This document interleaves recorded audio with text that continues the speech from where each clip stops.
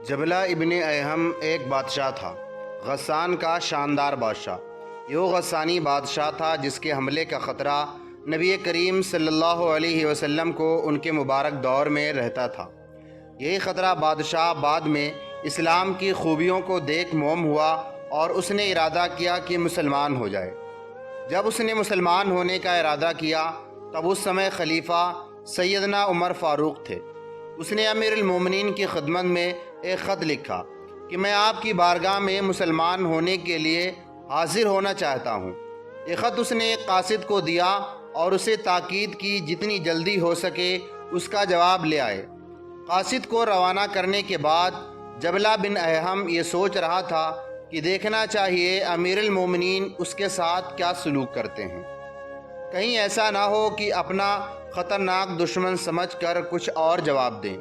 لیکن جب قاصد نے لا کر جوابی خط دیا تو اس نے پڑھا تو لکھا پایا کہ تم ترنت چلے آؤ، مسلمان ہونے کے بعد تم ہمارے بھائی بن جاؤ گے اور ہر دکھ اور سکھ میں ہمارے ساتھ شریک رہو گے۔ اس جواب کو پا کر جبلہ بن اہم خوش بھی ہوا اور حیران بھی۔ اسے حیرانی ہوئی کہ سیدنا عمر بن خطاب نے کوئی شرط پیش نہیں کی، نہ دھمکی دی، نہ کسی قسم کا الزام لگایا، بلکہ محبت اور الفت کے الفاظ لکھ کر بھیجے۔ اس کی ڈھارس بندی، وہ اپنے 500 خاص جانثاروں کے ہمراہ پورے شاہانہ ٹھاٹ باٹ کے ساتھ مدینہ کی طرف چلا۔ مدینہ سے کچھ فاصلے پر جا کر رکا اور سیدنا عمر بن خطاب کو اپنے آنے کی اطلاع کی۔ مدینہ کے لوگوں کو جبلہ بن اہم کے آنے کی خبر ہوئی تو سبھی بہت خوش ہوئے۔ انہیں خوشی یہ تھی کہ وہی جبلہ غسان کا شاندار بادشاہ جو مسلمانوں کا بدترین دشمن تھا اور اس کی طرف سے مدینہ پر چڑھائی کا ہر وقت کھٹکا لگا رہتا تھا، وہی آج مدینہ میں آ رہا ہے، حملہ آور کی حیثیت سے نہیں بلکہ اسلام کا غلام بن کر آ رہا ہے۔ چھوٹے بڑے اسے دیکھنے کے لیے راستوں کے دونوں طرف کھڑے ہو گئے۔ بہت سے لوگ چھتوں پر کھڑے اس کا انتظار کر رہے تھے۔ جبلہ نے اپنے ساتھیوں کو حکم دیا کہ جربفت اور ریشم کی سرخ اور زرد وردیاں پہن لیں، چاندی سے بھی سجائی پٹیاں لگا لیں، اپنے گھوڑوں پر مکمل کی جھولیاں ڈالیں اور ان کی گردنوں میں سونے کے طوق پہنا دیں۔ ساتھیوں سے کہا اور خود جواہرات کا جڑا ہوا تاج اپنے سر پر رکھا۔ کبوتر کے انڈے کے برابر 2 نہایت اور بیش قیمت موتی تاج کے دونوں طرف لٹکائے، شاہانہ لباس پہنا اور بڑے ٹھاٹ سے مدینہ میں داخل ہوا۔ سیدنا عمر فاروق اعظم رضی اللہ تعالیٰ عنہ نے اس کی مہمان نوازی کی بڑی خاطر کی۔ اس کے آنے سے مدینہ میں کئی دنوں تک بڑی چہل پہل رہی۔ جبلہ مدینے میں ہی ٹھہرا ہوا تھا کہ حج کا زمانہ آ گیا۔ سیدنا عمر فاروق رضی اللہ تعالیٰ عنہ حج کو تشریف لے گئے تو اسے بھی اپنے ساتھ لے لیا۔ لیکن حج ہی کے دنوں میں ایک ایسا واقعہ پیش آیا جس نے جبلہ بن اہم کی قسمت کا پانسا پلٹ دیا۔ وہ یہ کہ طواف کرتے وقت جبلہ کے پیچھے پیچھے ایک نوجوان عرب بھی طواف کر رہا تھا۔ اتفاق کی بات کہ اچانک اس کا پاؤں جبلہ کے تہبند پر پڑا، جس سے جبلہ کا تہبند کھل گیا۔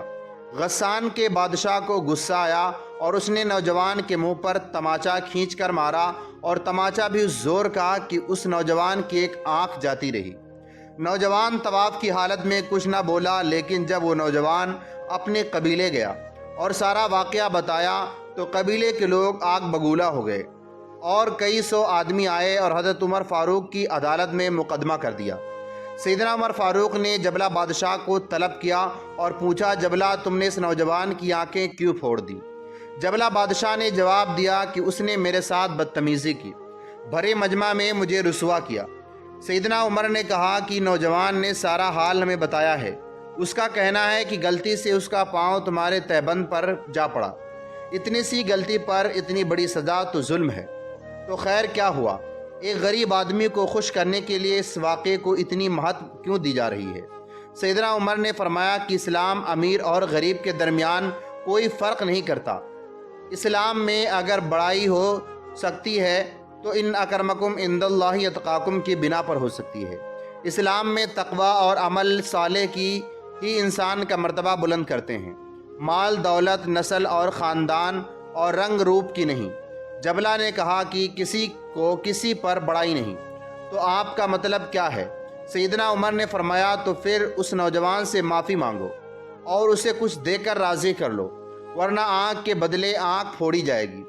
جبلہ نے کہا تو کیا میں اس غریب نوجوان سے معافی مانگوں جس کی چادر میں پیوند لگے ہوئے ہیں؟ یہ مجھ سے نہیں ہو سکے گا۔ سیدنا عمر نے فرمایا تو پھر آنکھ کے بدلے آنکھ دینے پر تیار ہو جاؤ۔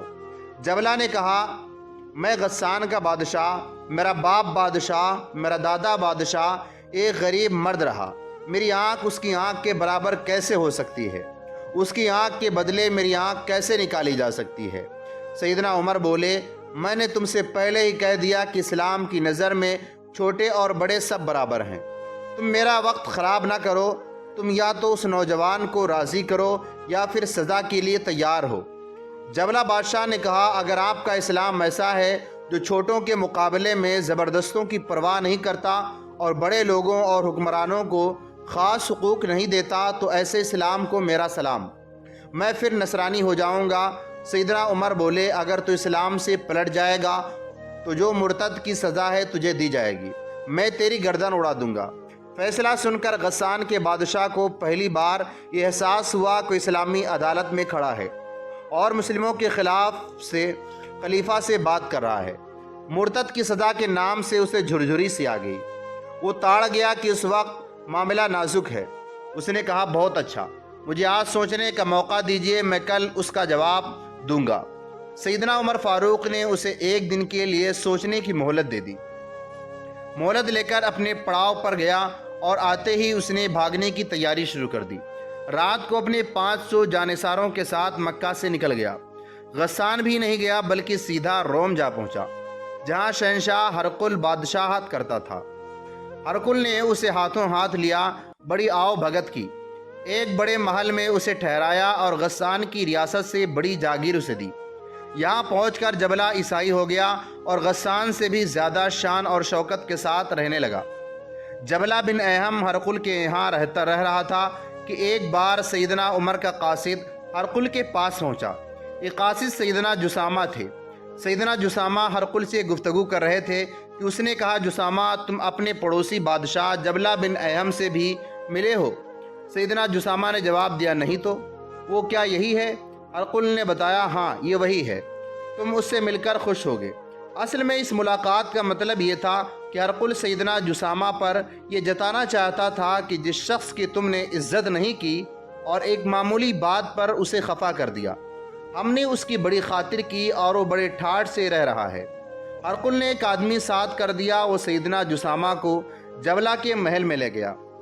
جسامہ نے جبلہ کے محل کی شان اور شوکت دیکھی تو اس کے سامنے ہرقل کے دربار کا رنگ فیکا نظر آیا۔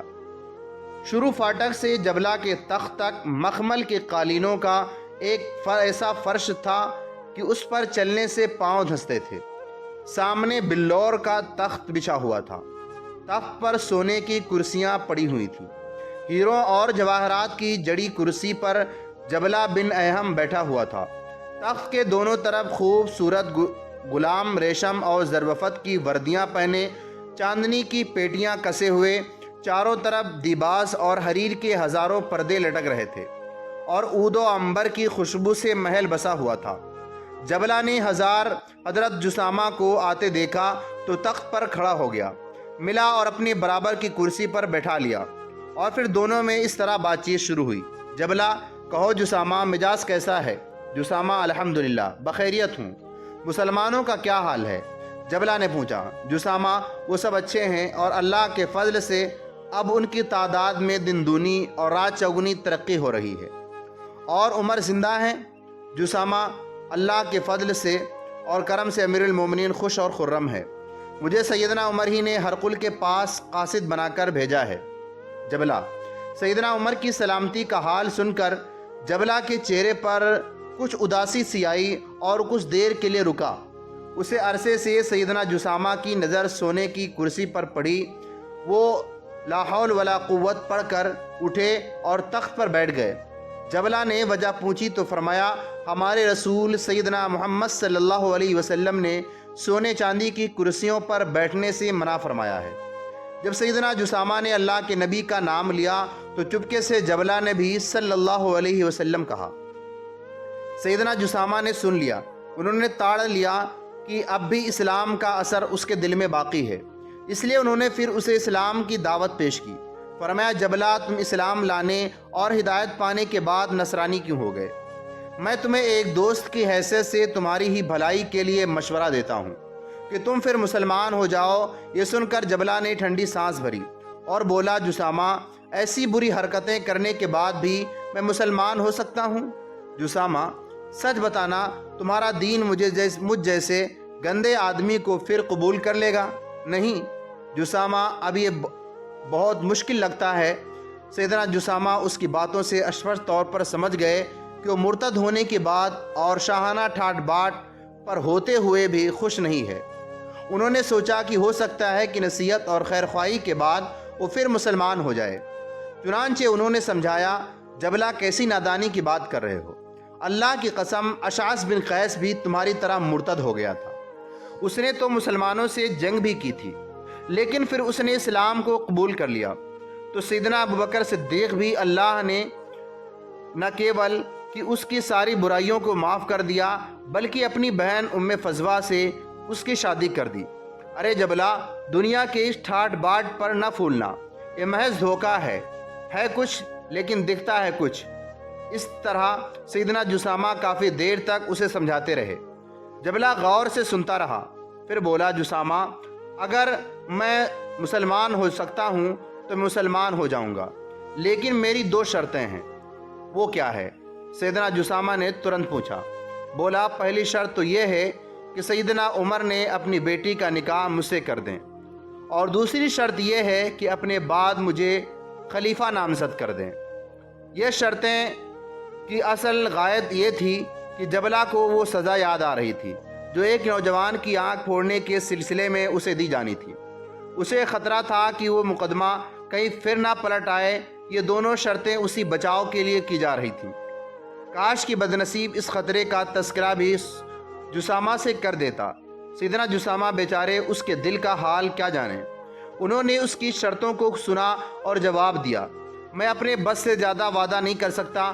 تمہارا نکاح تو میں امیر المومنین کی بیٹی سے کر سکتا ہوں، لیکن ولی عہد کا معاملہ ٹیڑھا ہے، اس کی ذمہ داری میں نہیں لیتا، تو پھر مشکل ہے۔ جبلہ کی زبان سے نکلا۔ اس نے بڑے ٹھاٹ سے جسامہ کی دعوت کی، رخصت ہوتے ہوئے بہت سے تحفے اور 1000 اشرفیہ منگائیں اور کہا، یہ تھے اشرفیہ میری طرف سے شاعر رسول اسلام سیدنا حسان بن ثابت کو دینا اور میرا سلام کہہ دینا۔ یہ کہہ کر جبلہ نے سیدنا جسامہ کو رخصت کیا۔ جب وہ سیدنا جسامہ روم سے واپس ہوئے تو سیدنا عمر بن خطاب سے سارا حال کہہ سنایا۔ انہوں نے یہ بھی کہا کہ جبلہ پھر مسلمان ہونے کے لیے بے چین ہے، لیکن اس کی یہ 2 شرطیں ہیں۔ سیدنا عمر نے کہا، جسامہ، تمہیں اس کی دونوں شرطیں منظور کر لینی تھیں۔ دیکھو، وہی ہوتا ہے جو اللہ کو منظور ہوتا ہے۔ ہم اگر اسے نامزد بھی کر دیں تو اس سے کیا ہوتا؟ موت کا کیا؟ نہیں جانے کس وقت آ جائے۔ اللہ کا بندہ اللہ کے عذاب سے بچ جائے اور ہمیں اس سلسلے میں کچھ صلح مل جائے، یہی ہمارے لیے بہت ہے۔ اس کے بعد سیدنا عمر نے ہرقل کے پاس پھر ایک قاصد روانہ کیا اور اس سے کہہ دیا کہ پہلے جبلہ سے ملنا اور وہ جو شرطیں پیش کرے منظور کر لینا اور اسے مسلمان کر کے مدینہ لے آنا۔ فاروق اعظم کا قاصد جب روم پہنچا تو اس نے دیکھا کہ شہر پناہ کے فاٹک سے ایک جنازہ بڑی دھوم سے نکلا۔ بڑے بڑے لوگ جنازے کے ساتھ تھے اور سرکاری انتظام سے جنازے کو لے جایا جا رہا تھا۔ قاصد نے کسی سے پوچھا، کس کا جنازہ ہے؟ جواب ملا، جبلہ بن احم، غسان کے بادشاہ کا۔ انا للہ و انا الیہ راجعون پڑھ کر قاصد جبلہ کی بدنصیبی پر بڑے افسوس اور حسرت کے ساتھ اپنے ہاتھ ملنے لگا۔ بدنصیب شاہ غسان کا قصہ ختم ہوا، اگرچہ پھر وہ مسلم نہیں ہو سکا، مگر اس کی واقعات پڑھنے سے پتہ چلتا ہے کہ دنیا کی ساری نعمتوں کے مہیا ہونے کے باوجود جس چیز کا نام سچا سکھ ہے وہ اسے حاصل نہیں ہو سکا۔ مرتد ہونے کے بعد جس شانتی کی اسے تلاش تھی وہ پھر نہیں پا سکا۔ وہ روم کے محلوں اور پریوں کے جھرمٹ میں بھی مدینے کی سادہ زندگی کو یاد کرتا تھا اور وہ اکثر رویا کرتا تھا۔ ہماری ویڈیو کیسی لگی کمنٹ کر کے ضرور بتائیں۔ ہمارے چینل پر نئے ہیں تو سبسکرائب ضرور کریں۔ اللہ حافظ۔